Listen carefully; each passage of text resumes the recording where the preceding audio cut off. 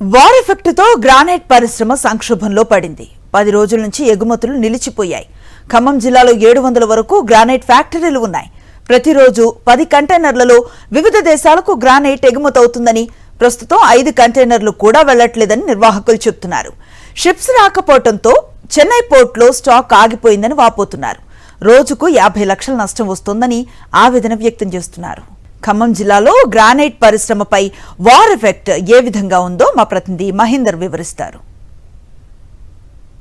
War ఎఫెక్ట్తో granite industry గందరగోళంలో పడిపోయింది. మొత్తం ఎగుమతులు కూడా పూర్తిగా నిలిచిపోయిన నేపథ్యంలో గ్రానైట్ సంబంధించిన పరిశ్రమ యజమానులు కూడా ఆందోళన చెందుతున్న పరిస్థితి కనిపిస్తుంది. ఒకసారి మనం విజువల్స్లో చూపించే ప్రయత్నం చేస్తున్నాం. ఇక్కడ పూర్తిగా మెటీరియల్ కూడా సిద్ధం చేశారు, కానీ ఎగుమతులు కూడా చేయలేని పరిస్థితి సంబంధించి ఏర్పడుతుంది. మొత్తం ప్యాకింగ్ చేసి ఇక్కడ పెట్టారు. దాదాపుగా 10 రోజుల క్రితం వరకు ఈ వర్క్ అంతా చేసి రెడీ చేశారు, కానీ దీని ఎగుమతులు మాత్రం చేయలేని పరిస్థితి ఏర్పడుతుంది. దీని ప్రధాన కారణం వార్ ఎఫెక్ట్తో మొత్తం స్తంభించిపోయింది. అన్ని రకాలుగా ఇబ్బందులు సంబంధించి పెరిగాయన్నది కూడా గ్రానైట్ పరిశ్రమ యజమానులకు సంబంధించి చెప్తున్న పరిస్థితి కనిపిస్తుంది. చాలామంది మనకు ఇక్కడ గ్రానైట్ పరిశ్రమ నిర్వాహకులు మనకు అందుబాటులో ఉన్నారు. వారిని వార్ ఎఫెక్ట్ సంబంధించి ఏ విధంగా పడింది, ఎట్లా నష్టం తీవ్రత ఎన్ని రోజుల నుంచి ఉంది, రోజు ఎంత నష్టం తీవ్రత ఉందన్నది వారిని అడిగి తెలుసుకునే ప్రయత్నం చేద్దాం.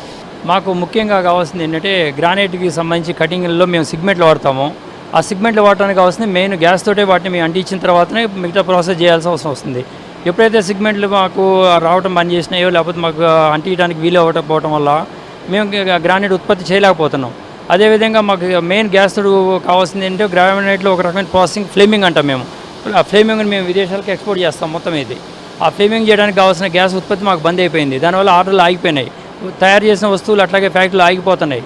దానికి తోడు ఈ మధ్యలో చెన్నై పోర్టు దాకా వెళ్ళిన తర్వాత అక్కడ ఎక్స్పోర్ట్ లేదని చెప్పేసి షిప్మెంట్ ఆపేశారు. షిప్మెంట్ ఆపడంతో పాటు మా ఫ్యాక్టరీలో ఉత్పత్తి కూడా ఆగిపోవాల్సి వస్తుంది. ఉత్పత్తి ఆగిపోతే కార్మికులకి ఇబ్బంది అవుతుంది. మాకు ఇంకా ఈ యుద్ధం తీవ్రతగానే ఎక్కువ ఉందంటే మాత్రం మేము ఇంకా 10 నుంచి 15 రోజుల వరకే మా ఇండస్ట్రీ నడుపుకోవడానికి ఛాన్స్ ఉంది. తర్వాత మాకు మెటీరియల్ పెట్టుకోవడానికి కూడా ప్లేస్ కూడా దొరకదు. ఈ యుద్ధం తొందరగా ముగిస్తుందని కోరుకుంటున్నాం. వారేమో పాలిషింగ్ చేస్తాము, లెదర్ ఉంటుంది, ఇలాగా డిఫరెంట్గా ఉంటాయి. కానీ మేజర్గా ఏంటంటే కనుక మాకు ఫ్లేమింగ్ కోసం కంపల్సరీ గ్యాస్ కావాలి. ఇప్పుడు ఆ గ్యాస్ లేకపోవడం వల్ల ఇక్కడ ఉత్పత్తి ఆగింది. లేబర్కు కూడా ఉపాధి కల్పించలేకపోతున్నాం. అందుకోసమని మాకు ప్రభుత్వం మా గ్రానైట్ ఇండస్ట్రీ మీద దృష్టి సారించి కొద్దిగా ఈ విద్యా సంస్థలకు గురుకులాలకు ఎలాగా ఇచ్చారో మాకు కొద్దిగా కేటాయిస్తే కనుక మా యొక్క ఇండస్ట్రీ నడుస్తుందని గవర్నమెంట్ తరఫున కోరుకుంటాం. ఓన్ రిస్క్ కింద పంపించాల్సి వస్తుంది కంటైనర్స్. ఇప్పుడు అన్నిటికంటే మెయిన్ ఎక్స్పోర్ట్స్ కంటే మీరు ఎక్కువ ఆలోచించాల్సింది ఇండియాలో లోకల్ వర్క్ చేయాలన్నా ప్రాజెక్ట్ యొక్క ఆర్డర్స్ తీసుకుంటున్నాం మేము. వాళ్ళకి ఇన్ పీరియడ్లో మేము సప్లై చేయకపోతే ఆర్డర్స్ క్యాన్సిల్ చేస్తున్నారు. అంతంత హెవీ స్టాక్స్ పెట్టుకున్న ఈ చిన్న యూనిట్ వాళ్ళ దగ్గర పనిచేసే వర్కర్లు మొత్తం పారిపోయే పరిస్థితి వస్తుంది. చైనా కానీ అమెరికా కానీ వెళ్ళే ఎక్స్పోర్ట్ సంబంధించి కూడా ఎగుమతులు పూర్తిగా నిలిచిపోయిన నేపథ్యంలో తమకు ఆర్థిక కష్టాలు కూడా మొదలయ్యాయని కూడా గ్రానైట్ పరిశ్రమ నిర్వాహకులు చెప్తున్నారు. కెమెరా పర్సన్ సతీష్తో మహేందర్, సాక్షి టీవీ, ఖమ్మం.